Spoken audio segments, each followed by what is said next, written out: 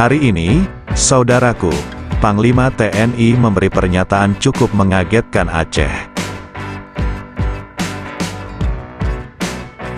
Panglima TNI menyatakan, Aceh merupakan salah satu provinsi dengan indeks kerawanan tinggi pada pemilihan kepala daerah, Pilkada, serentak 2024 mendatang.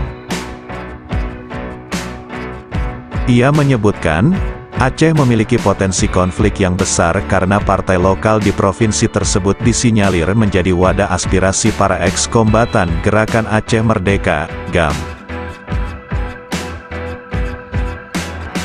Partai lokal Aceh disinyalir sebagai wadah untuk mengakomodir aspirasi eks-kombatan GAM di mana hal ini dapat menjadi pemicu konflik kepentingan antara bekas kombatan dengan non-kombatan.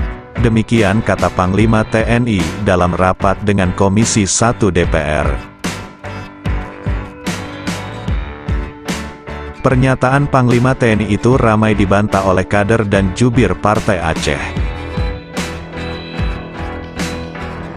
Karena pernyataan Panglima itu dianggap keliru, sebab, di Aceh, para eks-kombatan tidak hanya menyalurkan aspirasi politik melalui Partai Aceh. Di Partai Nasional, ada banyak mantan GAM bergabung. Semisal, di Partai Golkar menjadi wadah politik bagi Saiful Bahri alias Tiong yang adalah eks-kombatan GAM.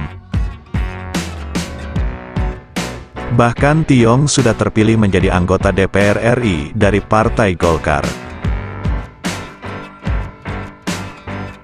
Selain itu, ada Toke Seum yang berpolitik pada Partai Hanura, eks-kombatan Sofyan Dawot yang menjadi politisi PDIP. Mereka semua bukan mantan GAM kelas prajurit biasa, tapi masuk dalam lingkaran elit sayap militer GAM.